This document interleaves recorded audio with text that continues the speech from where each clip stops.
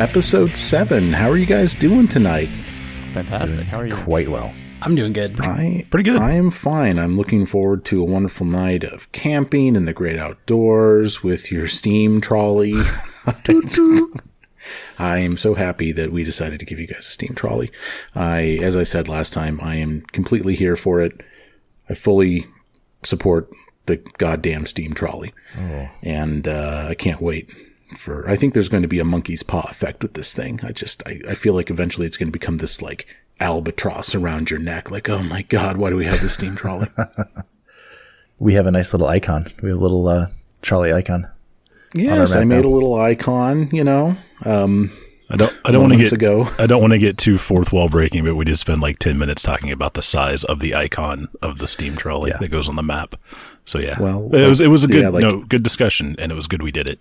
Like any good decision made by committee, it took way too long, and we ended up pretty much where we started, but only after everyone had their say. So right. Okay, so let's see. Last episode it seemed like a lot got done, and then when you listen back, it's like, well, did it though? The Deuce was laid to rest. I think that's the last time we're going to talk about him for a while. We met Dry May, who is, become fast friends with the party, and we talked through just a couple of things, and you guys set off on the road, and you traveled one hex. You performed a travel activity, so congratulations, gentlemen. You guys want to do some camping out in the wilderness here? Hell yeah, man. In the outskirts of Brevoy, the outskirts of, where is it, Rostov? Yeah, we better do something because it's getting dark, right? And we're all just sitting in a trolley. Nothing terrifies Mitch more than nature. This is going to be great.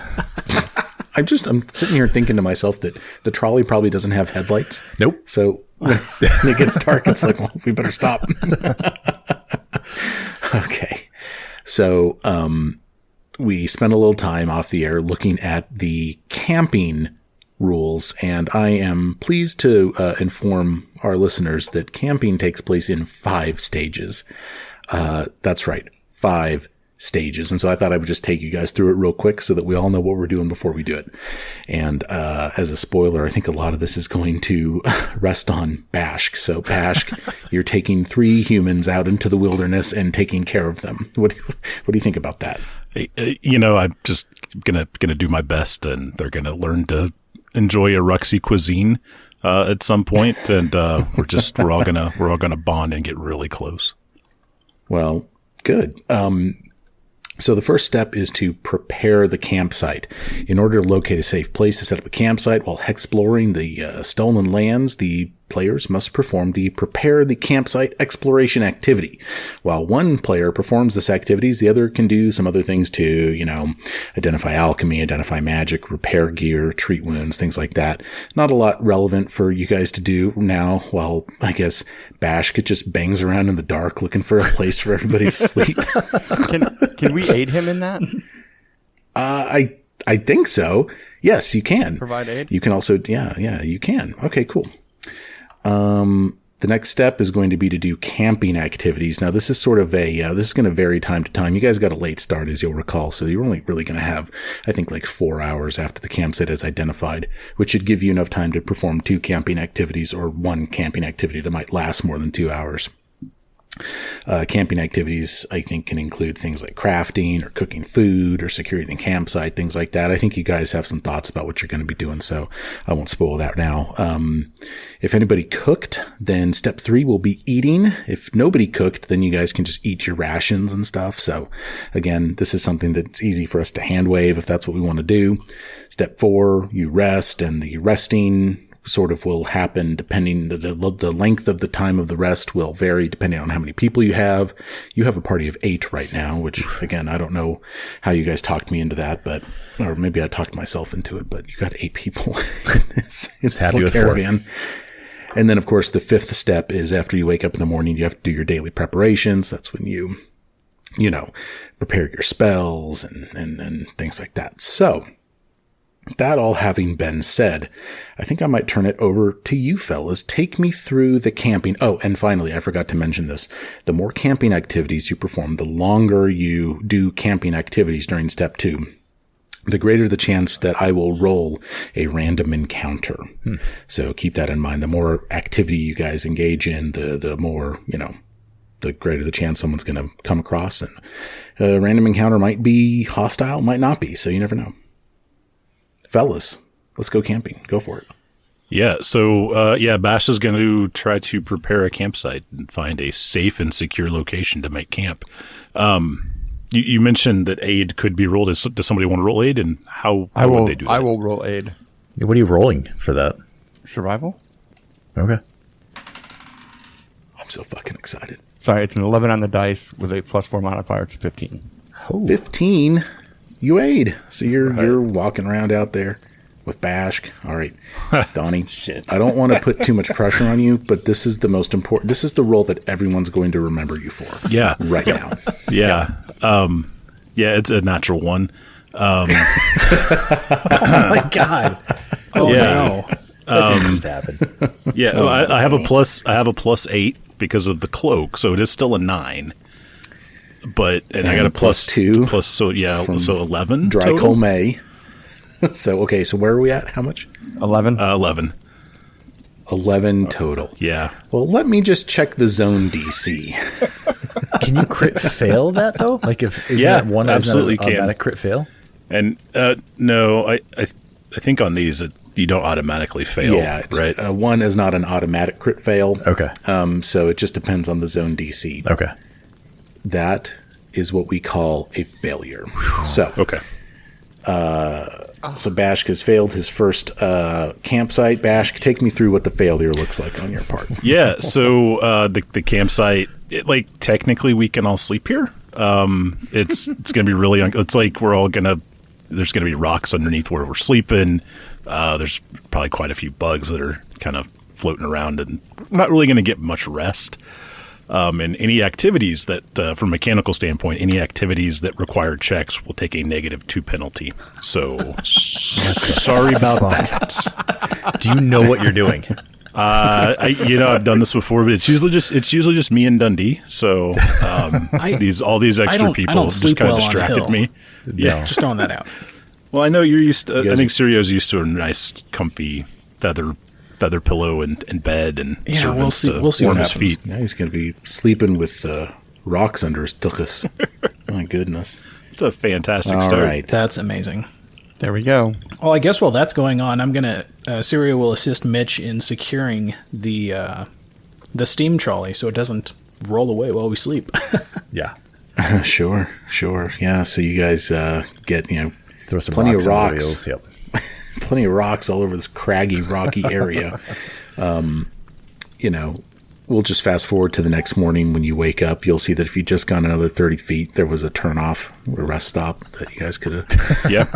There's a Motel 6 right there. Yeah, there's Motel 6. Yield, Motel 6, whatever. Nobody listened to me. Okay, fine. So, with -2 modifiers on all subsequent camping activities, you guys now have 4 hours to kill before it's time for watches to begin. Now, I'm going to be kind of hands-off with the NPCs this time, but the truth is I think they can do activities too. But we're not going to mess with that right now. We're just going to keep it a little simple. So, I don't know. Dry Coal May, what is he doing for the next 4 hours? For the first 2 hours, he's going to spend 2 hours and organize the watch. Organize the watch. Okay. Let's see. You spend 2 hours to take the lead on organizing the camp's watch rotation, optimizing shifts, and scouting the surrounding area to determine which approaches to the camp are most likely to be used by enemies. Attempt a perception check against the zone DC. On a crit success, the camp's watch becomes efficient. Treat the total time required for rest as if the party size were 1 more. And all characters gain a +2 status bonus to perception checks made during their shift on watch. On a success as crit, but characters gain just a +1 status bonus to perception checks made during their shift on watch. And you don't get the +1 party size bonus. On a failure, Bill, I don't know why we're even talking about failure. You're not going to fail. But let's just talk about it just in case. Your attempt to organize the watch doesn't grant any benefits, and on a crit fail, you may attract unwanted attention. Oh my God. Attempt a flat check against the zone's encounter DC to determine if a random encounter occurs. Perception. Okay. Can somebody else roll this for him? We'll be fine. Bill, make your perception check. I just rolled a fucking 1. Are you Oh, kidding no, me? you didn't. Come Are on. you kidding me? Oh, yeah, it's right there. It's right there. Oh, no. Okay. This is yeah. This is wonderful. Plus, I love well, We this. suck at camping. It's 1 plus 6. It's okay. So I rolled it's a total 7. of I rolled a 7. Okay. Okay. So Why let was me everybody check giving the me zone any A's? DC. Come on. Bill, it's a failure. Yeah, so it is. you spend 2 hours attempting to organize the watch. You don't get any additional benefits. Just out there just kicking around in the woods. Yeah, you're telling people what to do. You're like, I think they'll come from the north. It's like It's just a rock wall up there. that's a wall. They're going to swim across the river at us. I know it. Maybe you see what was the lady's castle we just left from? Jumanji. Yeah, he sees the manor and he's like, I think there's enemies in there. He sees a building off in the distance, and yeah, They'll come from the manor. they'll come from the manor. That's Patax. Grew up there. And then for my next 2 hours after that, I'm just going to relax. Holy relax action. Bill, take me through relax. Relax as you spend 2 hours listening to campfire stories, chatting, reading, meditating, napping, whatever. You gain a +1 circumstance bonus to your next check you make in order to resolve a camping activity. Probably should have relaxed first.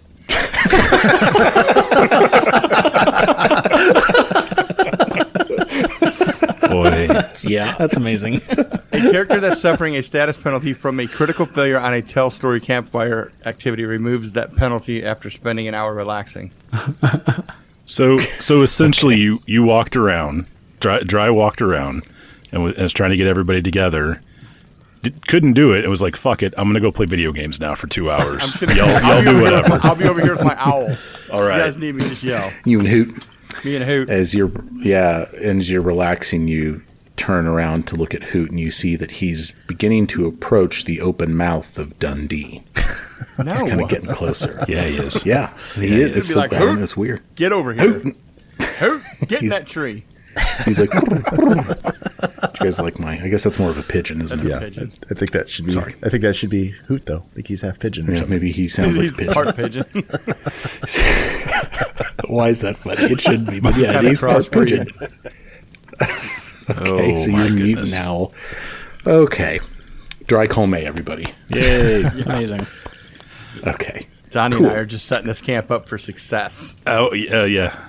Who's going next with your 4 hours of camping activities? Yeah, Serial will go. So I'm going to try to learn from a companion as my first camping activity. So I'm going to go chat with Lindsay and ask, hey, can you teach me anything useful? We got some time to kill.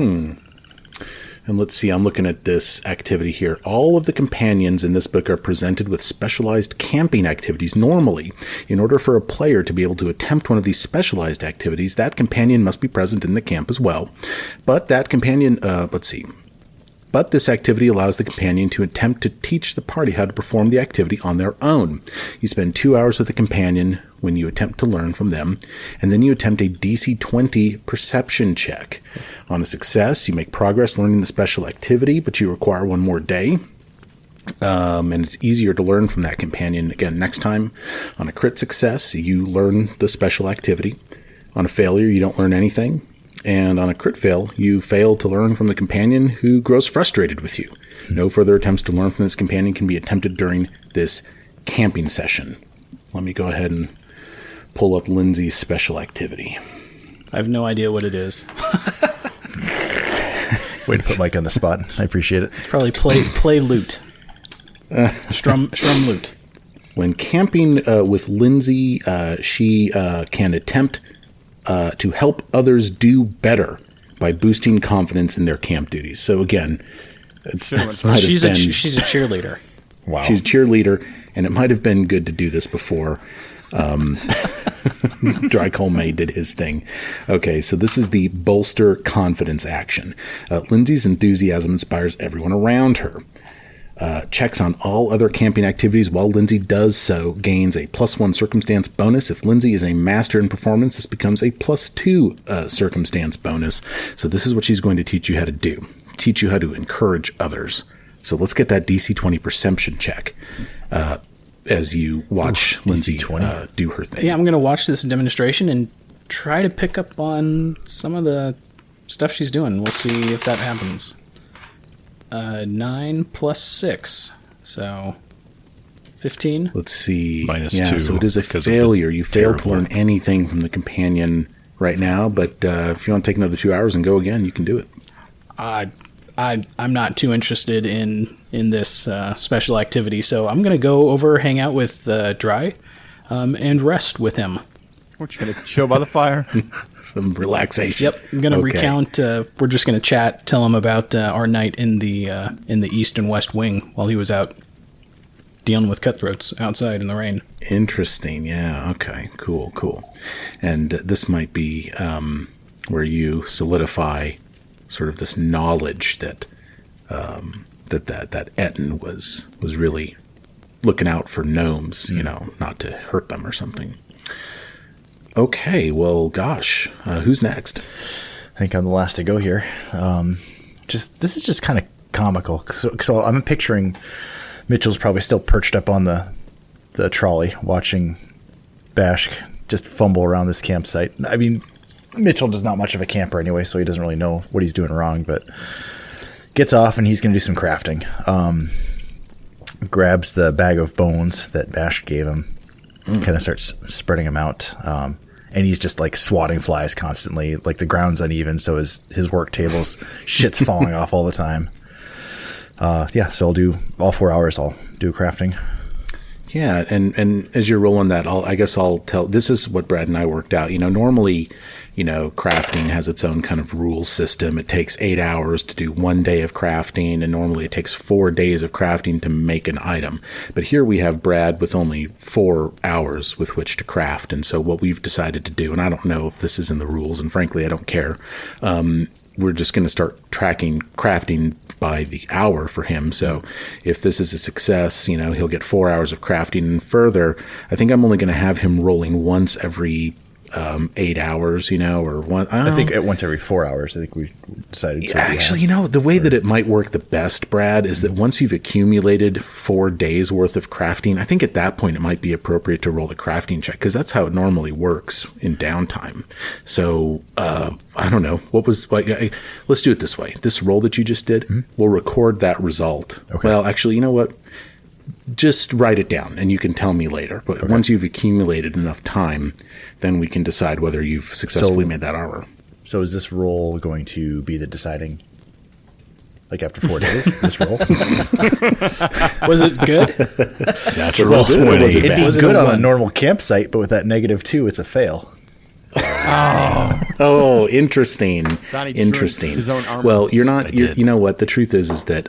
So the way that I was going to do it, Mike, is crafting takes a certain number of days. Yeah. And then I was going to roll for each day, and then if it's a success for that day, then that it's 1 day towards the item creation. You know what I'm saying? Yeah. Why don't we think about that maybe off the air a little bit? Sure.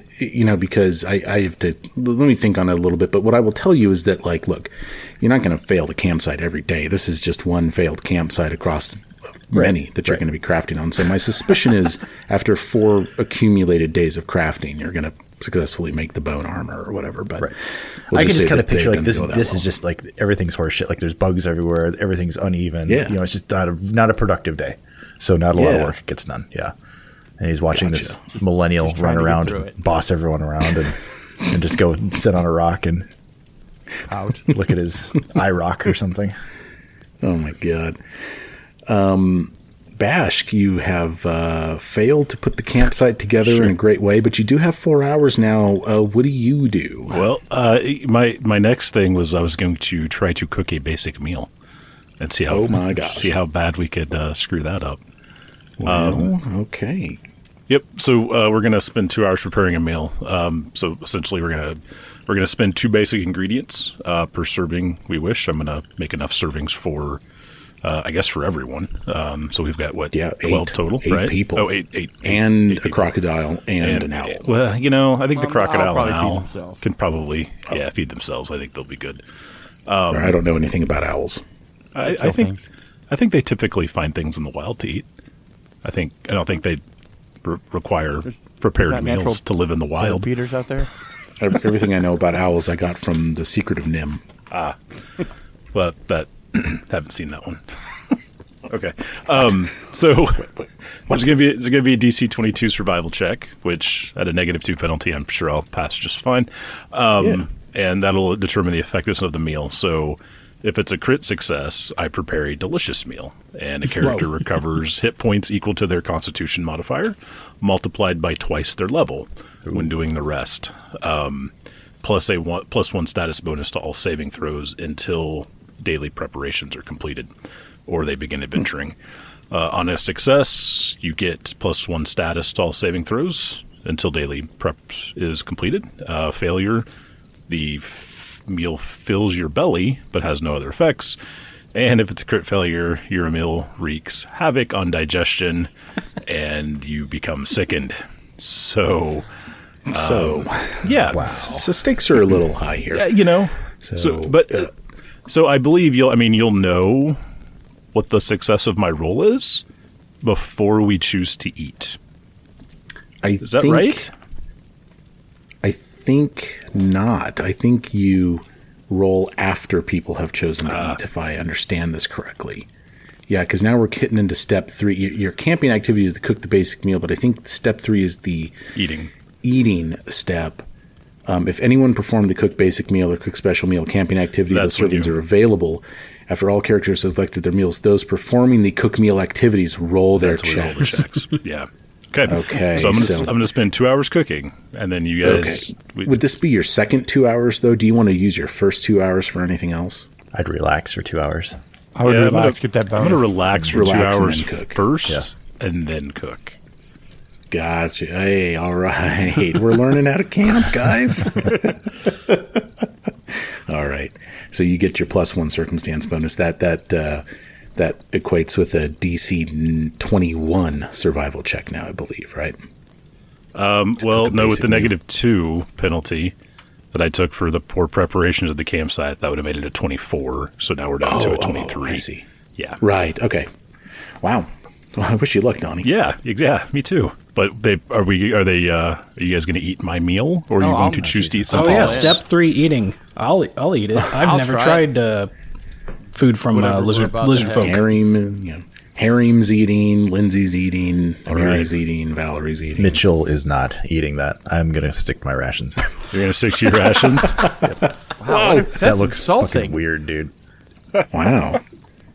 All right, here we go. Here comes a survival check. Oh goodness! I rolled a shit. I rolled a 3. Fuck you guys. For a total of 11. It's not a crit failure, is it? It is a crit failure. God bless it. It is a crit failure. Who knew the DC for cooking was so high? Jesus Can I go back to Giamondi's and just finish training for the rest of my life? Guys, we tried it. We spent an afternoon out here. It's time to go back. Oh, we're awful at camping. Oh, my God. Yep. I love camping. Oh, this has just been... So this is a crit failure. Your meal wreaks havoc on digestion. A character who partook of this meal becomes sickened 1 until after they rest and complete their daily preparations. So 7 of the 8 party members become sickened. Time for me to roll some random encounters. That tasted awful. Yeah. Wait, okay, what was the meal? Like, what was, like, talk to Donnie, us. What'd you cook? We found some bugs and some fungus that I thought I thought they were okay, but I must have got my mushrooms mixed up. So my apologies for that. Good. Thought it was a nice mushroom pasta. It was. Yeah, I thought it was risotto, but no, it was not. Well, and the truth is I'm probably doing these 4 rolls out of order. I probably should have been doing these rolls. It's possible that, something got interrupted. Yeah, but, I don't care. You guys know I don't care. Okay, no random encounter. Nope. Oh, my God. That's a high number. Consult chart. Let's consult the chart. All right, Brad, you're the only one fighting, so good luck. Good call on not eating the bug shroom. Yeah. Yeah. Do. Was a, yeah. It's probably a little burned, too. Probably. I have to roll on the random encounter chart for Bravoy. Bravoy. Yeah, you're in the Bravoy zone right now. You're technically still within the Bravoy area, which is relatively peaceful. An elk wanders by. Okay. Can I shoot it? He's just walking. He's huge. He's huge. And he's just, you see him. He's been attracted by he eats, this particular elk loves to eat bugs and shit, which is apparently what went into this pasta. And you see him there, but no, he doesn't seem to be, coming any closer, but he's in visual range. Does anybody do anything, or do you just let the elk be? Just let him. I'm not going to do anything to him. Yeah, Okay. Bash can't, will not do anything unless he's attacked by this elk, and we're not, I don't think we're going to use him for food, so yeah, can't bring harm to him. Why you keep it up? The bugs will get better, I promise. And my fourth roll, no random encounter. Interesting, guys. Well, this has been camping with the 0 check. Good job, everyone. We all died in unfortunate. So let's recap. An unfortunate failure on the camp selection area, crit failure on the cooking, Were there any partial successes? failure on the crafting, failure on the set the watch, and failure on the observe Lindsay. We failed every fucking thing we did today. Everything was a failure. Let's just call this an episode and move on to the next one. Have a good night. Yeah, gosh, yeah. Thanks for coming to our 15-minute seminar. See you guys later. Okay. All right. So now it's time to rest. Let's see. With 8 people in the party, it takes the party 9 hours and 9 minutes to rest and stuff. Now, normally, I think there would be some need to really think about the watch order and roll perception checks and shit like that. But you guys are still within Bravoy, so this is a relatively peaceful area. Not a big deal. Don't need to worry about that. We can hand wave it. You guys rest. Everybody gets over their sickness and their dysentery. Not to trigger any Book 2 Age of Ashes players out there. But, I don't want to ruin anybody's fun, but I also had high survival in an Age of Ashes campaign and always did the camping checks, and eventually I was asked not to roll those anymore. So I don't know if we end up in a we could have used 30 similar minutes ago. situation. Well, I thought it was maybe just that campaign. So anyway, just so you know. I guess it's just you. Okay. Well, you guys wake up the next morning and clean yourselves off with as much dignity as possible and climb back into the steam trolley. And, at this point, look, you're within Bravoy, so there's probably not a need to reconnoiter today. You can probably just push on to Nivakta's crossing. Is that what you guys do? I believe so, yeah. I'm going to break camp, but yeah. I'm going to scout, though, while we're moving. Okay, yeah, cool. Feel free to declare any other exploration activities you guys want to do. You guys move a hex, and at about noon, maybe 1 p.m. that day, you reach Nivakta's crossing. Civilization, thank God. Yeah, I'm gonna go find a hot meal. Yeah. We roughed it for a day, and we're over it. Oh my God! I'm trying to find an inn. Everyone, you all look like you guys look like shit after one day on the road. Oh my God! How much of this do we have to do? Oh, I mean, it's every day. Oh my gosh. Okay. So Nivakta's Crossing is the southernmost village in Rossland, and an alert assembly of traders, hunters, fishers, and trappers call this home. The village itself is surrounded by a wooden palisade and is set on the northeastern bank of the Shrike River. That's the river that Chris mentioned is sort of on your left as you have traveled this road. A low bridge allows access over the river to the wilderness to the south. The southwestern side of the bridge is fortified by well-defended guard towers. So as you can see, the road here kind of forks. You can keep heading west on this road and just cross through Nivakta's Crossing, or there's this well-fortified bridge that then gives rise to this road that curves through the south. And as you begin moving through this tiny town, again, there's about 1,400 people that live here. The town is all abuzz because you've missed Mager Varn's party by about 3 to 4 hours. They got an earlier start than you. They got further down the road the day before. As you guys know, you spent some extra time in Restov, taking care of some business, laying the dues to rest and everything. Mager Varn's party is big, you are discovering from the buzz of the people around here. And it was just a big event for kind of this final little frontier town here in Brevoy. Now, as you know, Mager Varn is heading to the Nomen Heights to the south, so he actually crossed that bridge to the south. You guys aren't going to have to do that. Well, I mean, unless you want to. I mean, you can go anywhere you want, but otherwise, as you guys have alluded to, there's places here to get food. You can stay the night here in Nivakta's Crossing. You can pretty much do what you want to do. What do you do? Mitchell would like to find an armory or somewhere he can possibly buy a bow. Yeah, absolutely. Bashka's interested in getting maybe some gear as well. So yeah, he might join Mitchell on that particular quest. Yeah. I mean, look, I will tell you this. Nivakta's Crossing is I think I incorrectly said that it was a level 2 settlement in an earlier episode. It's actually a level 1 settlement.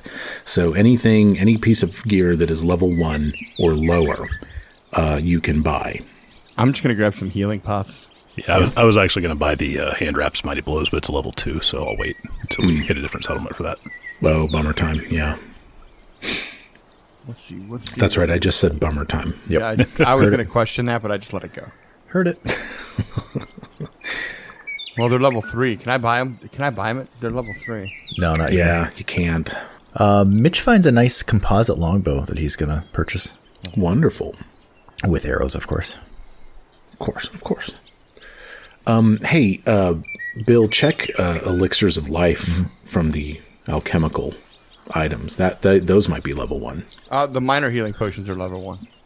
Oh, there you go. I just found it. Yeah, they're 4 gold pieces though. Jesus. Well, I think we've got like 286 gold. So it's beautiful here. Beautiful ambience. This river's running nearby. A lot of decks kind of built out over the rivers. There's like a nice inn that you can go to if you want to rest here. And sort of, you guys have a long road ahead of you. That sounds great. So yeah, you guys arrive at this inn. You walk in. I mean, I think it's nominal. I think we'll just say that one, 2 silver pieces, and everyone can stay here and eat and get drunk in the probably in 1 the gold for the whole group. Yeah, maybe. I mean, even that seems a bit much for all 6 of us. We want some.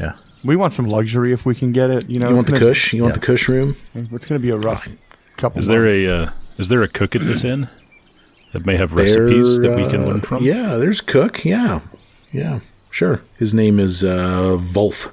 Wolf. I was like, hello, my name is Wolf. Wolf the cook. So yeah, I think Bashk asks Wolf, do you have any recipes? Apparently, the party I'm with does not prefer my style of cuisine. makes the meal. Do you have any recipes? What did you make for them? A special Ruxy risotto with bugs. Let's not get into it. It's unimportant. With bugs. With bugs. It's unimportant. What did you say? Bug shit pasta. I want to know where you got the rice for the risotto from. So perchance you have a recipe that maybe the palate would find more pleasing. Well, let me just see. What are you doing? What are you doing to me, Donnie? If you'd have just let me buy them hand wraps and mighty blows, this never would have happened. I see. I will tell you this. This is a level 1 settlement. This cook knows how to make level 1 special meals. All right. So he is able to show you how to make fish on a stick. Fish on a stick. And he's able to show you how to make haggis. Heck yeah. These are the 2 level 1 special meals. Fish on a stick. If Bashk ever finds himself capable of passing a cooking check, the fish on the stick will let you spend longer during the day without becoming fatigued. And the haggis bolsters the eater against nausea, granting a +1 status bonus to effects that cause the sickened condition for 24 hours. And Bash thinks to himself, they won't eat bugs, but they'll eat something stuffed inside of an animal's stomach. All right, humans are weird, but he rolls with humans it. Humans are weird. Interesting, yeah. So let's see. Wolf the cook sends you on your way. So we're spend the night here. So you all lay down to bed, Final Fantasy VI style. You all have your beds all in a row. I need everybody to roll a d20 and report the result to me. No. It's just like a flat roll? Just a flat roll. Okay. 9. 1. 19. 18. What's with this party? I think we've all done it now. In this, Brad, remember earlier we were just rolling your dice and we were like, Brad, Yep. stop. And you're nope. We're like, Brad, stop. Yep. Didn't stop. Nope. Can't stop, won't stop. It's interesting. Is it? Yeah, it's interesting. So, Mitch. Yep. I don't know if I would have anticipated this being you, but you have a very vivid dream. Okay. And you dream about the deuce, and you dream about, don't make this weird, guys. I realize how that sounds. Not like that. Mitch, you are seeing in slow-mo the moments before you lost consciousness during that final fight in the dueling pit, okay? And you watch the double-bladed axe wielded by Vladimira coming down from over her head down to the clavicle of the deuce. You see it in slow motion. It's disgusting. It's horrible. And if this were a nightmare from which you could wake, you would wake. But you realize that you are experiencing like horrible sleep paralysis as all this is going on. I mean, it is just this awful feeling, and you were living this in slow motion. And all of a sudden, your viewpoint is of the dueling pit as if you're floating up above it, like an out-of-body experience. And you see yourself there, in your technological armor, and you're watching the axe coming down into the deuce. And then you zoom out further, and you zoom out further. Okay, you're up at the ceiling now. And then all of a sudden, you're up in the sky, still somehow looking down at this building. And then you rise up above, and all of a sudden, you realize that you're looking down into a small pool of water. Okay, with like this stone rim around it, and you're in the dark, and there's light coming up from the water, and that light is the view of the dueling chamber. Okay, and there are two figures standing around the rim of this pool, and they seem to be talking to each other, observing what is happening as if they're from the outside, as if they're on the outside of like watching this as if it's like a TV show to them or something.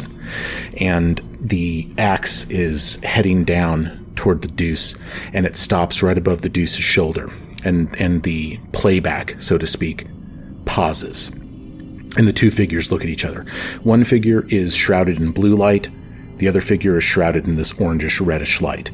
And again, they're kind of interacting and considering. And then you see the orange figure reach out with its pointer finger.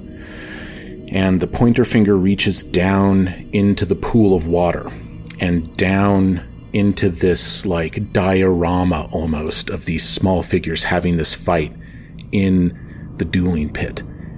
And the finger touches the back of the double-bladed axe and almost seems to create kinetic energy behind the axe, increasing its force, making a non-lethal hit into a lethal hit. Someone has reached out and has done something. And somehow you have now observed that this happened, or at least you think it might have happened. You just don't know enough to understand what's going on, and you're still sort of paralyzed, but you're just watching these two figures just changing the future, basically. You have one chance to try to interact or do something. What do you do from within this vivid dream? Can I speak? You can try. Roll a will save. That is going to be a 20 adjusted. Okay. DC 20 will save. You've made it. Try to speak. Who are you? As those words leave your lips, the two figures, their faces, their necks, such as they exist, shrouded in this light, snap toward you immediately, and this pit opens up under your feet, and you begin falling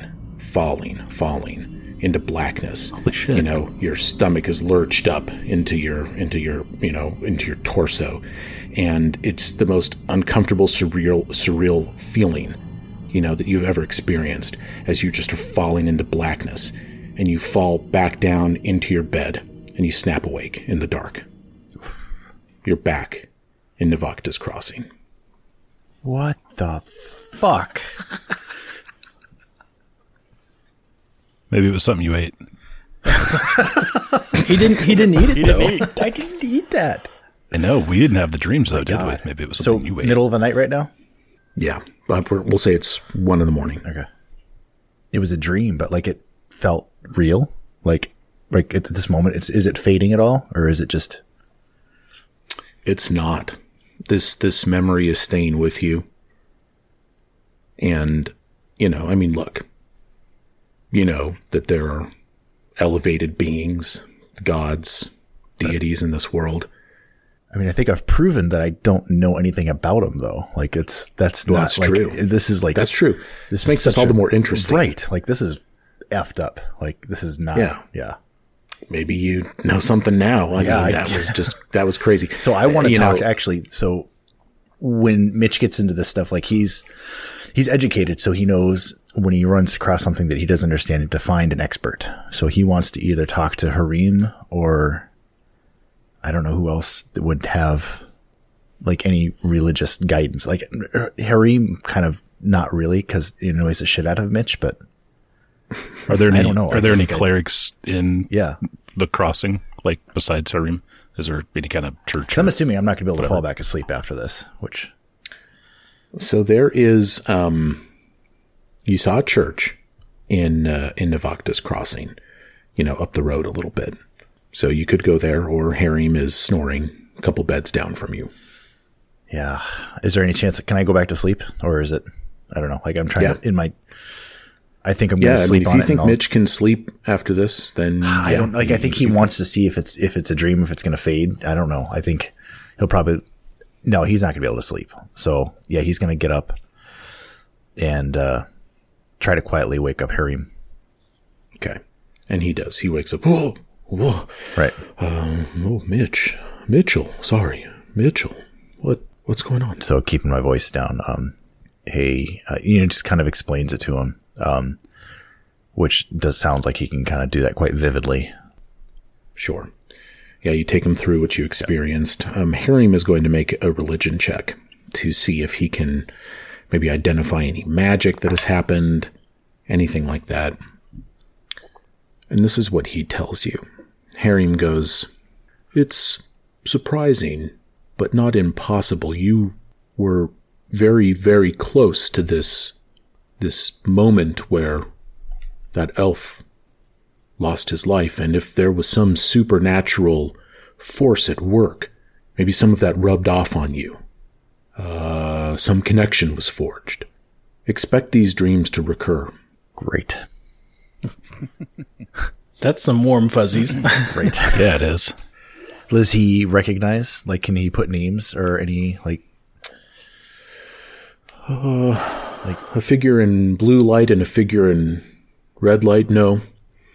But they're very powerful if they're shrouding their identities that way. Protections, hiding themselves from any possible observers. It's powerful indeed. But he doesn't know. There's any number of deities that might have been able to reach out and, again, change the future, so to speak. Take the deuce, take this guy out of the game, so to speak. Yeah, to switch like a non-lethal to that's just that's messed up. Okay. From something he could have survived to something no one can survive. Wow. Okay. I mean, I guess Mitchell, say, hey, let's talk about this later, and just try to go back to sleep. Do I keep this to myself? No, let's talk about it with the group tomorrow morning. Okay. Praise Grotus. And he goes back to sleep. Fist bump. He's like, oh, it's the first time he's ever been fist bumped. He's like, oh, he blows it up, curly fries or whatever. Okay. He's like, waffle fries. Why do you guys hang out with me? What happens next? I don't know. You tell me. We're trying to sleep. Morning arrives.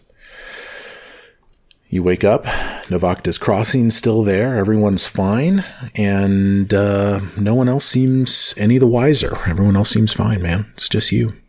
So I'm guessing we kind of sit down at our breakfast and kind of share what I saw with everybody. Okay. You retell it. That was messed up. Yeah, that was. Well, I got to be dragging my dead corpse back into things. Did you say we weren't to hear about Deuce anymore at the beginning of the episode? Yeah, I lied. Yep. Valid. It's valid. Dre's probably not going to say anything because he didn't know the Deuce at all. What's going on in his head though? Like if he were to offer an opinion, what would it be? He thinks he needs to tighten a couple bolts down around in his head. Interesting. Wow. Interesting. Wow. Wow. It's a good pun too. I like it. Draco May, not much of a believer then, maybe. Well, he just met all these guys. Like, he doesn't know him. And then, this dude wakes up with some fanatical dream that he just had. I'm just saying. The thing is, like, Mitch isn't an atheist. Like, he understands, like everyone in Galarian, that gods are real, but like doesn't really put much value on it. Or there's just, so this is like really fucked up that it happened to him. You don't have an ounce of, spell casting ability or any other kind of, arcane or divine power. You are technological, right? You have created your own power, yet here you are kind of being touched with it. And this wasn't guaranteed to be Mitch, by the way. This could have been anyone. This was truly a natural one type of situation. It's kind of interesting that this triggered so early. Bash doesn't know anything about it. He's not overly trained in religion or anything, but he points out, is this group, right, being singled out by something or someone, right? We've had a not great luck starting with the death of Deuce through now. So is this, he's it's very touch of nature, etc. Is this some type of omen that we should think more heavily on? Amiri pipes up and she says, "Are you saying we're cursed?" Bash doesn't know, but it just seems ominous to him that this followed so closely to all this other bad luck that we've suddenly encountered out of seemingly nowhere. Is there someone, or like I said, something pulling the strings that we don't know of, that we need to be wary of? And Valerie offers, she says, if what Mitchell's saying is true, and we've attracted the attention of a god, then we must be doing something right. Or wrong. Yeah. Sarah says, I don't know about all of that, but after hearing that story, I've got someone else to add to my list. So he pulls out a pocketbook and right under Tortuccio's name, puts in unknown entities, red/blue. I like that. I like that he has a list. Are you ready to push on then? Yes. Yeah, I'm going to have breakfast before we leave, though. That's what we were doing while we were talking. I'm assuming. It's haggis this morning. It's haggis. We're in a town. There's more than one restaurant. Yeah, everybody's serving haggis. That's all Wolf knows how to make. Yeah, you can find some biscuits and gravy somewhere. I'm sure. Knock on somebody's door and be like, "Ma'am, could you make me some breakfast?" Got a gold piece. And that's how you got banned from Nivakta's Crossing. That's right. Sure. Yeah. You're able to find, some good food. You're able to reprovision. We talked a little bit with these cooking rules. There's basic ingredients and rations and stuff. I'm not interested in tracking basic ingredients and rations. I am interested in tracking special ingredients though. So, and you guys handle it off air, but buy and track your special ingredients and stuff. And that's the only thing I ask of you. You hit the road, I suppose. Where do you go? Well, we need to get to Greenbelt. Where is there a specific place we're going? Well, you know that Oleg's trading post far to the west has been having significant issues with bandits. That's what Jamandi recommended you do. You know that you can just keep following this road. It's going to take you north a little bit out of the way. Ultimately, your goal is to explore and capture the green belt, but the Rossland hinterlands can't be a source of danger to the north either, so it would follow that you probably need to spend some time in Rossland. Wasn't somebody given that charter? Yeah, and in fact, the charter is a real document that I haven't showed you before. I think I've showed it to you now. Oh, well, look at that. Be it known that the bearer of this charter has been charged by the sword lords of Restov, acted upon the greater good and authority vested within them by the office of the Lord Mayor of Restov, the right of exploration, and travel within the wilderness regions known as Restov's hinterlands and the Green Belt.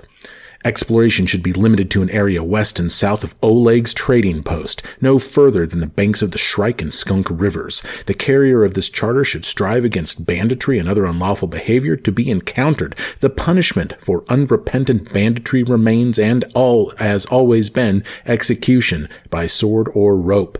So witnessed on this 24th day of Callistril, under the watchful eye of the Lordship of Restov. Wow. So the 24th of Callistril is when you received this charter.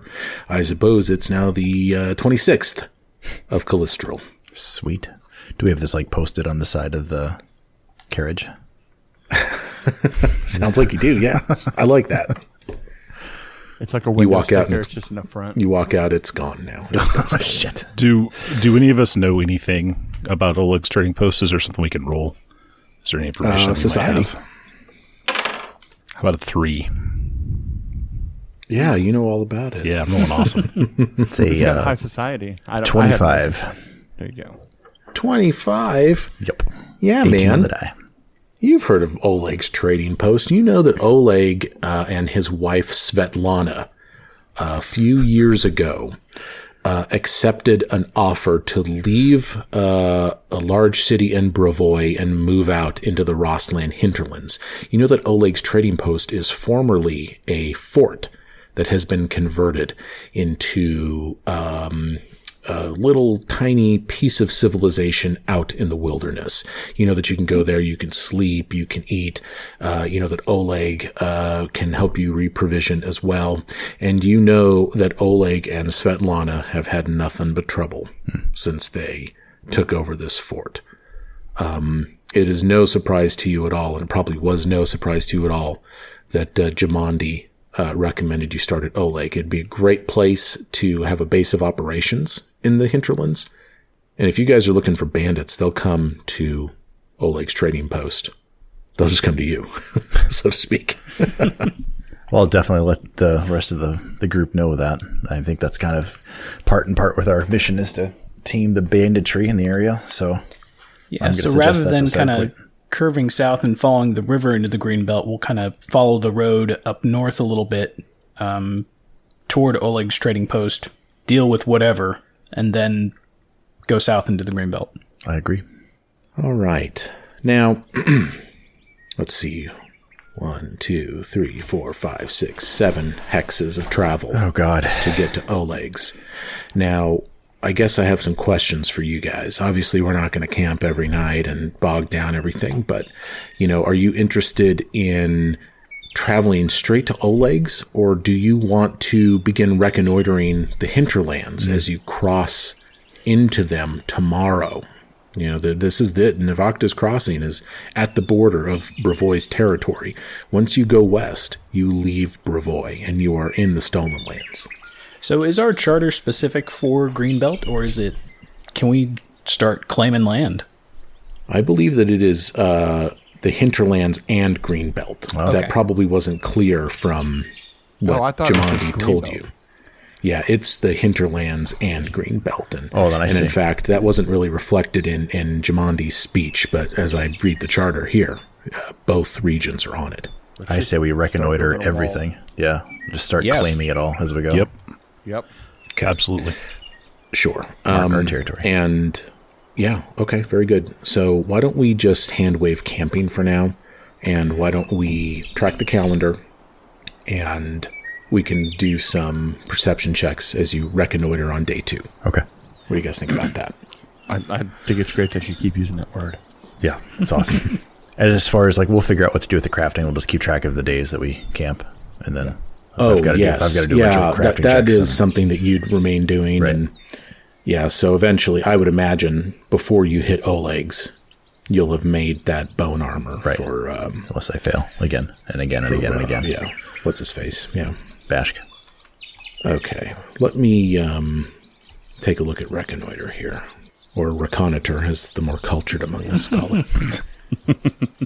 You spend time surveying and exploring a specific area, getting the lay of the land and looking for unusual features in specific sites. Reconnoitering a single hex takes a number of hexploration activities equal to the number of travel activities necessary to traverse the hex. You guys have a speed of 25, so long as Dundee's in the pocket dimension, because remember, you're not going to be able to use the cart while you're reconnoitering. Now, this is open terrain as well, so if it's difficult terrain, it's going to take 2 exploration activities, 2 travel activities to reconnoiter. If it's greater difficult terrain, it'll take 3. This is a modifier on top of the whole 25 feet, thing. This is open terrain, so it's just going to take you 1 travel activity to reconnoiter. Traveling on roads doesn't lessen the time required to reconnoiter. Interesting. Once the hex has been reconnoitered, you can map the area. That's a separate action to reduce your chance of getting lost in that hex later. You automatically find any special feature that doesn't require a check to find, and you attempt the appropriate checks to find hidden special features. For instance, if you were looking for an obvious rock formation among some hills, you would spend 2 exploration activities to reconnoiter the hex, and you'd find the rock formation. But if you were looking for a hidden Tengu monastery somewhere in some deep forests, after spending 2 activities to reconnoiter the forest hex, you would have to succeed at a perception check as part of your reconnoiter activity to find the monastery. Now, that hypo had you taking 2 exploration activities. You only need 1. Okay, so I'm going to move your token into this square here, and you guys are going to reconnoiter here. This is you're still on this road. It's beautiful outside. The Shrike River is still to your left. It has not veered off to the south yet. And upon reconnoitering the hex, you do not find anything of interest besides the scenic beauty of the Stolen Lands. Cool. Can we just map it out? Can we post a note on a tree somewhere and be like, "Hey, we own this property of the zero check." The zero check. So I think mapping the area is a 3rd activity, I want to say. So I don't know. Oh yeah. Okay. Here's map the area. As long as your group has successfully reconnoitered the hex, you can use this activity to create an accurate map of the hex with a successful survival check, typically at a trained or expert difficulty class. When you have an accurate map of the hex, the DC of any check to navigate that hex is reduced by 2. And it looks like you can map the area during camping. So I'm going to say that, you can it's mapped. It's mapped. You mapped it. Yay. Good job, guys. Can we see that map? Good. It's beautiful. So that all took 1 day. Do you have a map for each of these hexes? Yeah. No, I do not. No, I don't. Yeah, so that night at the campsite, you guys mapped this hex, and I will represent the fact that you mapped this hex by putting a check mark on it. What do you guys think about that? I like it. So I guess, does that take 1 day or 2 days? So yeah, the morning of the 26th, you crossed into this hex, and then on the 27th, you explored it and mapped it and didn't find anything of interest beyond beautiful scenic beauty. It's a nice place. It's pretty. Yeah. I like it. It's got good, trees. Good climate. Nice river, Everyone seems cool. Didn't come across anybody at all. I mean, can we just settle here? Yep, we're just going to start our kingdom here. Game over. Good job. This has been the Zero Checks playthrough of Kingmaker. Thank you for listening. Roll for Kingship. Roll for Kingship. Roll for Kingship. Kingship. I don't know why I'm laughing at that. It's hilarious, though. All right, guys. God, as always. With you guys, I never know what's going to happen. What's next? Are you going to travel again? Yeah, let's continue west on the road. We got to get to the trading post. Okay. There is a landmark actually in this hex. This is Crooked Falls, or a landmark I like to call RL4. RL4. RL4. So the Shrike River cascades over a series of waterfalls here, each of which drops down 10 to 30 feet. In all, there are 5 cascades over the course of a mile. The Crooked River tributary flows into the Shrike at approximately the midpoint of the series of waterfalls. It's beautiful. These cascades make the Shrike River, you think, probably a poor choice for trade between Brevoy and the south. So river trade traditionally flows along the East Selen River. You can't traverse this. There's fucking waterfalls everywhere, basically, is what this is saying. So if you're ever thinking through trade routes and things like this, you're going, okay, well, obviously this isn't going to work very well. So you're kind of looking, you're on this road still, but where these two rivers meet, you see these falls, and you're looking kind of up at them a little bit. And again, it's loud. There's misting water all over you, and the water gets into the trolley and breaks it, and you can never use it again. And there you go. Huh. Hashtag Kingmaker. Darn. I think Bash wants to investigate the waterfall a little bit, because Donnie knows if there's a waterfall, there's got to be a cave or chest or something. Right? Behind it. Not that I'm metagaming, but yeah, waterfalls just don't show up out of nowhere for nothing. Yep. Syria will join Bask in this. I am not going to chase that waterfall. Okay. Mitch is getting the water out of the gears. So a couple of you guys start heading up toward these waterfalls. You kind of clamber up a hill nearby, and you do see that there is a bit of a stone ledge that seems to go back behind the waterfalls. How wide is the ledge? Not very. Looks pretty dangerous. Very? I'm saying, less than a foot in width. I'm doing it. I'm shimmying across. You shimmying across? Uh-oh. Yep. I'm going to try to hug the wall and stay on the ledge.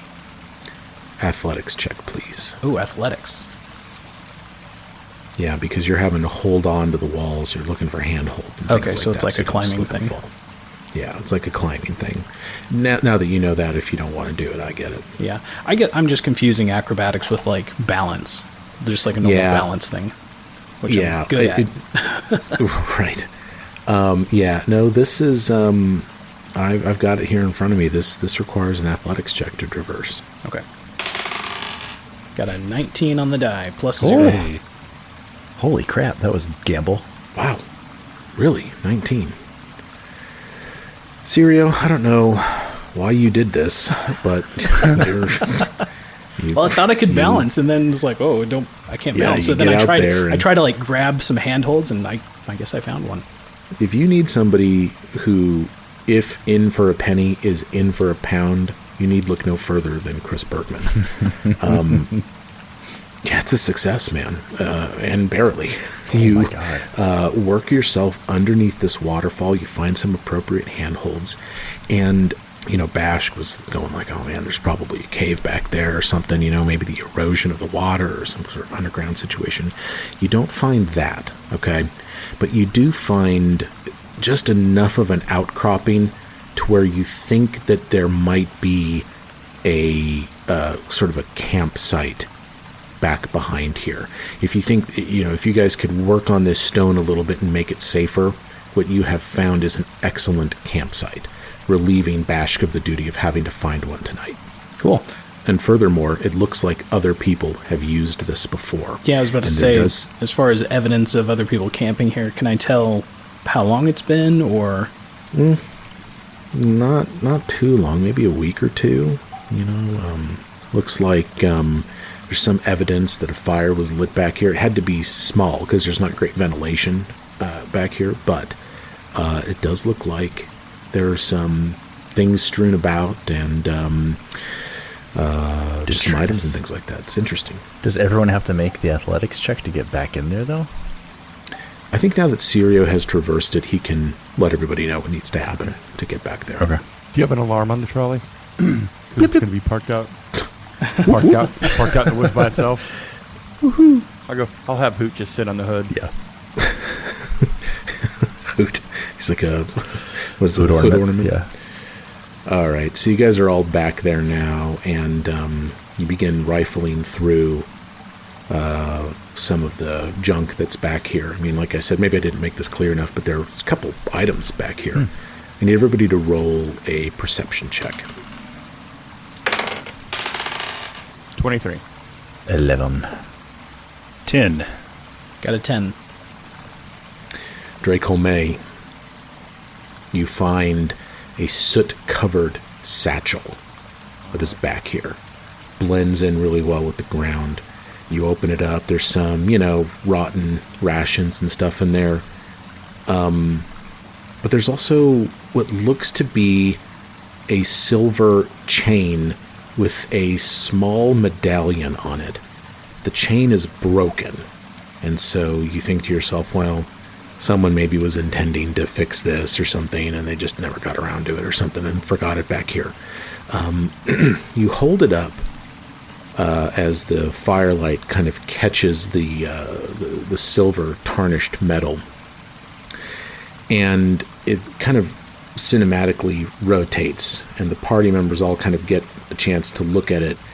And as it comes around to Bashk, your blood runs cold as you see he's a lizard. What is depicted here.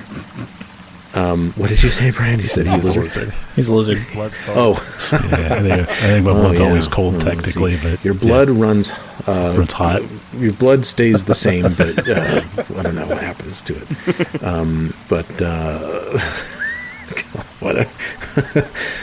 Bashk, you get freaked out when you see this, because what is depicted on this medallion are stag horns that are affixed to a helmet. Oh, shit. And it's kind of this, what we would think of almost as like an acrylic pin, or kind of a flat medallion depicting like a three-dimensional object and stuff. It looks like a helmet inspired by stag horns. I think Bashk kind of looks at it, right? And you're right, his the equivalent of his blood running cold, whatever that might be for a lizard. Had a good 15 seconds to figure out what that is, and still don't know.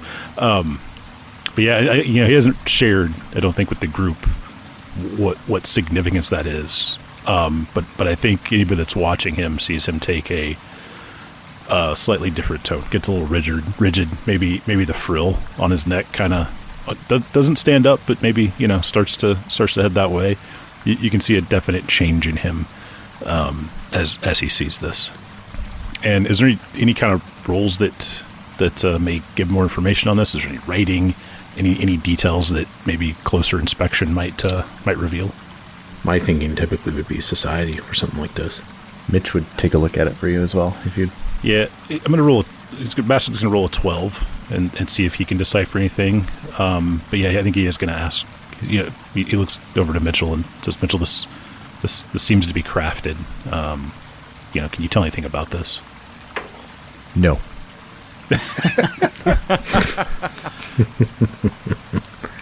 No. So I think Bashk says, "Hey, this is interesting to me. Does the group mind if I keep this?" No, by all means.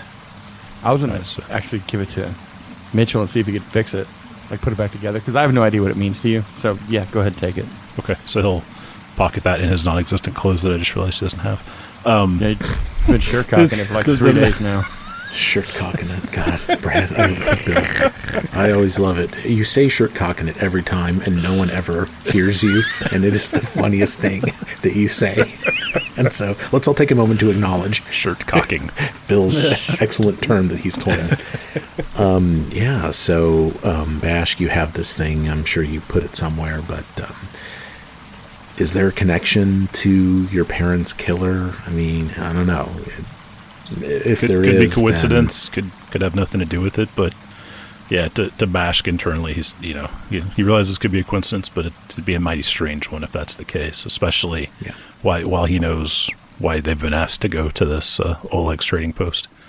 So you resume your travels the next day, and what I will tell you is that the balance of your travels from here to Oleg's trading post goes by really without much incident. You run into a couple hunters, a couple poachers, nobody really of any trouble, people who are passing through. You might even camp with one or two of them at night. And again, there's just nothing really, relevant or anything that we need to waste time on. You see some other wild animals here, but you do not come across any bandits or banditry or anything. And I'll fill in the little check boxes for you, but you are able to reconnoiter and map the pathway all the way to Oleg's trading post. And that morning you set off, we're going to say that you're in this hex here, just a little bit north of the post. You set off that morning, and by mid-morning, you are able to see this fort on the horizon, 30, 45-minute ride away. And as you head toward it, the fort gets bigger and bigger, and you're struck by how tall the walls are. I mean, this thing looks legit. And then as you get even closer, you can see that there's even sort of some palisades and some guard towers and stuff, on each corner of this rectangular fort. This thing looks kitted out. And then you get even closer and you see that there are catapults that are in these guard towers. And then you get even closer and you realize that the catapults are destroyed. They are not in good shape. They're not workable. The wall, as you get closer, it's like, oh, that's not great. That's not gonna, that's not gonna withstand a siege, right? Or whatever, or attack or whatever. No, this is not a fort. This is a trading post. And eventually you arrive. You're looking at this stood up log wall with a large open doorway that leads into this open air fort that seems to have various buildings inside. And as you approach, you see two people there who you know to be Oleg and Svetlana. And you see Oleg is sort of up on a roof. He's like actually I've got a little bit of art for Oleg. Look at this guy. Here, I'll show him to you. Good looking chap. He's got some sweet mutton chops. Looks like he brushed his hair this morning. He's got like a little blue tie on. He looks good.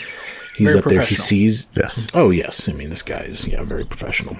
He sees you and he kind of acknowledges steam trolley, as you guys are in. I keep forgetting you're in a fucking steam trolley. He acknowledges this, but then kind of in a very reserved manner, he goes back to work on the roof. But not Svetlana. Svetlana comes running out. Welcome, come on in. She's got like a pie in her left hand, and she's got an open bottle of wine with, goblets and stuff kind of, all crumpled into her right hand. She's like, come on in. Welcome. I can't believe you're here. I'm so happy. And you guys are welcomed in to Oleg's trading post. I got a map for you guys. You want to see it? Heck yeah. Heck yeah. Here it is. Oh my goodness. It's wonderful. Zoom out as we go in. Little roll 20 glitch. Yeah, zoom out and it'll load in, and then you can see the HD map here. You're going to hold up the charter and say, this is our trading post now? Yeah, but thanks for doing all the work, guys. Oleg runs at you and attacks. Oleg, I'm going to need 25% off the top. Big summer blowout. Is there an eminent domain activity that we can take in this game? Our road's going right here, guys. Oh my god. So the condition of the trading post is kind of shabby.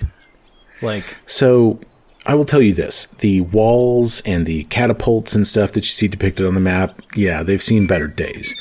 But Oleg has meticulously maintained the buildings that are inside the trading post.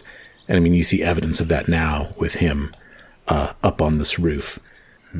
He sort of continues ignoring you, though. And Svetlana, again, she welcomes you happily. And she says, we heard that that people were coming to help us. A trader came by a couple days ago and told us that thank you for coming. There's so much we need to talk about. Is it just the two of you? Oleg comes down, clambers down off the ladder, and he says, yeah, it's just the two of us. How have you What are been your names? defending this place?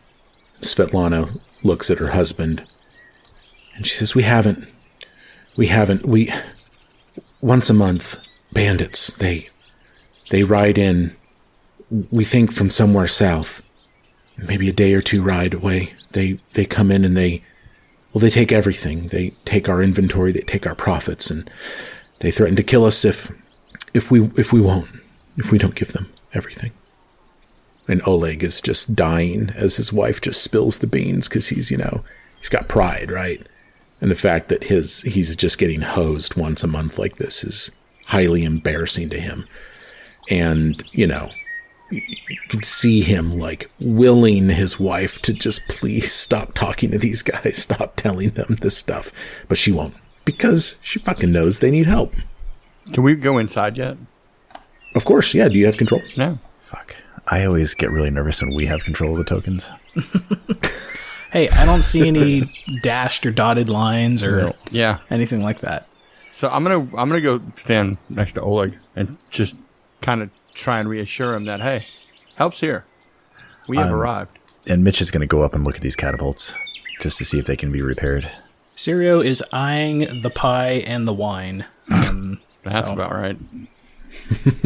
Yeah, Svetlana's like, here, please, let's all sit down. She goes over to this picnic table situation over here. She begins cutting the pie. She's pouring the wine. I feel like these are mutants in skin suits or something. I don't know. This doesn't feel right to me. Everybody right? It does feel odd that there's just the two of them. I have destroyed all trust we have with each other. Well, did you guys ever see Book of Eli? No, I did not. Oh, yeah, there's a scene where you're there's old people that are super welcoming and they're just fucking horrible people. But yeah. So I think Bash is going to ask you, say they come on a regular basis. How long has it been since they've been here last? When do we get to meet them? Well, yes. I mean, they tend to come during the first week of any given month, and I think that's about where we're at. It's the third, if my calculations are correct. In fact, you're correct. It's the third. She says, hoping you added that up right, because I didn't check. How many days were in last month? How many days are in Calistral? Yeah. I don't know. 30. Because if there's 30, I'm the game master. 30. 30. Then it's the 30. third. Then it's the third. Then it's the third? Yeah. Cool. Well, it's the third of the next month. What's the next month? I think it's Pharasmal or something. What is it here? I think I put it up somewhere. There's a calendar thing. This is, here it is, the calendar info. Here it is. Okay. Pharast is the equivalent of March, so it's March 3rd. It's the day after my birthday. So, March Madness is a leap pretty year? Soon. Yes, you saw that. Because I put, 29th, 28th, 29th. It's like, uh-oh. I think, I thought I read somewhere that there's every month was perfectly just make them all 30 days, Mike. Yeah, I think they did. It is a leap year, and so it is Pharast 2nd today. You guys got that benefit of that extra day during Calistral. There, these are the important questions that I am enjoying. Look, if we're gonna do this, that's right. If we're gonna do this, we're gonna do this. You're right, Bill. Bill, you're always right. So then I think Bashk asks, Can you tell us anything about the bandits? How many are there? No, she says, look, here's what you need to know. The first visit was 3 months ago. They threatened to burn down the trading post if we didn't agree to hand over all the furs and the trade goods we've accumulated from various hunters and trappers that like to, stop through here. Since then, they've returned twice more. Each time, within about an hour of sunrise, the first week of the month, we've learned that we really need to have the taxes, they call them. We need to have those taxes ready to hand over quickly. They always just seem eager to get out of here. I think their camp is probably a day or two ride to the south because how did they get here so early and then they just want to leave? But look, the first time they visited, there were a dozen, maybe 10, maybe lower ranking people, and there was a man and a woman that were leading them. The man was belligerent. He was, and at this point, Oleg pipes up and he's like, he was an asshole. She's like, yeah, he was an asshole. But the woman, she did the majority of the talking. She had this black sense of humor. She threatened to cut off Oleg's hands just for the fun of it, even if we complied. And she held this sickle over him. It was awful. And you can see Oleg's over there just like stoic. But, I mean, it's just this like shitty experience, Since then, each time they've returned, it was just that asshole. Oleg's like, yeah, he's an asshole. It's just that asshole that was leading them, Each time it's less. I don't know if they think we're a threat or what, but I'm so glad you've come because they could be here any day. Well, let's ready the defenses. Yeah, that's Bashk's idea is we should hang out and, let's meet these guys. Be obvious, but yeah, let's be ready. I'm going to ask Dry to just kind of give me his sense of Oleg. Like, what do you think of this guy? Like, is he a fighter? Is he? I don't think if he was a fighter, then they wouldn't be giving their stuff away on the first of the month. They would have to pry it out of my dead hands if they were going to take what was mine. Oleg looks like he can swing a carpentry hammer pretty well, but I mean, he's older and, his deal is like he's going to eat as much shit as he needs to keep his wife safe, And Svetlana, meanwhile, is really more like, we'll be fine. Let's do something about this. But Oleg is like, Oleg's attitude is like, let's let the authorities take care of this. Well, my attitude is let's get this place up and running so it becomes profitable. Yep. Speaking of authorities, Sirio starts unrolling the charter from Rostov.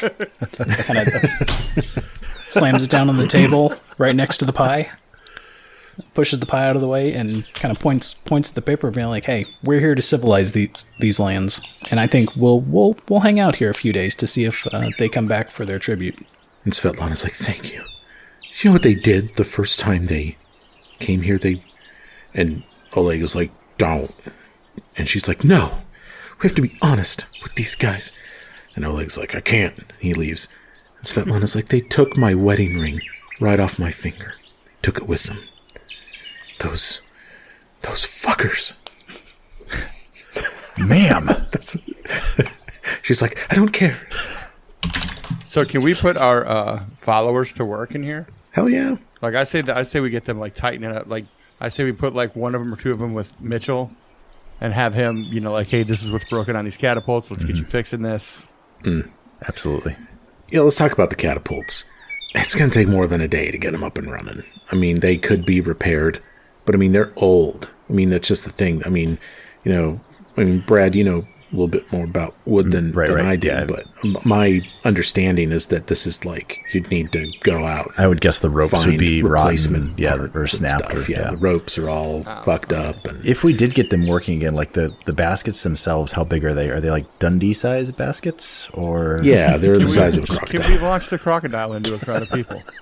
You could launch the crocodile, yeah.